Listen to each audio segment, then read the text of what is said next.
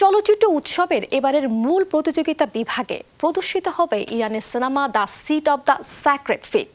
আন্তর্জাতিক চলচ্চিত্র নির্মাতারা একটি খোলা চিঠির মাধ্যমে সিনেমাটির নির্মাতা মোহাম্মদ রাসুল এবং নির্যাতিত চলচ্চিত্র নির্মাতাদের সাথে সংহতির আহ্বান জানিয়েছেন।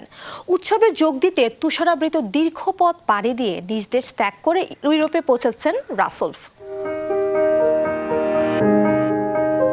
2 ঘন্টা 48 মিনিটের The Seed of the Sacred Fig সিনেমাটি বানিয়েছেন ইরানি নির্মাতা মোহাম্মদ রাসুল। এই নির্মাতা বরাবরই সরকারের দমন ও নিপীড়নের শিকার হন। সেই ধারাবাহিকতায় এবারও এই সিনেমার মাধ্যমে ইরান সরকারকে সমালোচনার মুখে ফেলেছে এই নির্মাতা।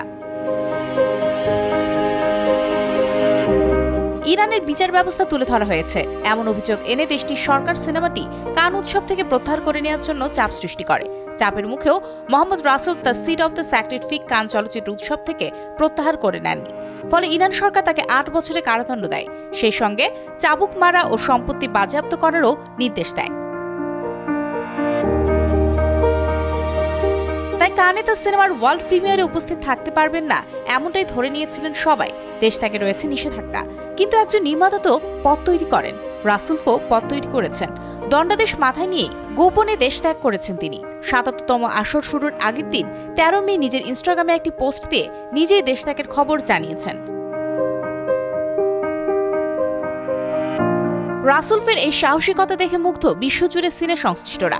হলিউড অভিনেত্রী সান্ড্রা হুলার, নির্মাতা সেন বেকার, প্রযোজক লরা পোয়েট্রেস সহ অনেকেই একটি খোলা চিঠি লিখে রাসুলফের মতো নির্যাতিত নির্মাতাদের পাশে দাঁড়ানোর আহ্বান জানিয়েছেন।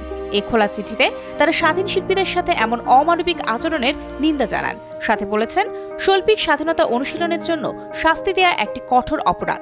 শিল্পী সত্তাকে টিকিয়ে রাখতে তাদের পাশে দাঁড়ানোর আহ্বান জানিয়েছেন সবাই।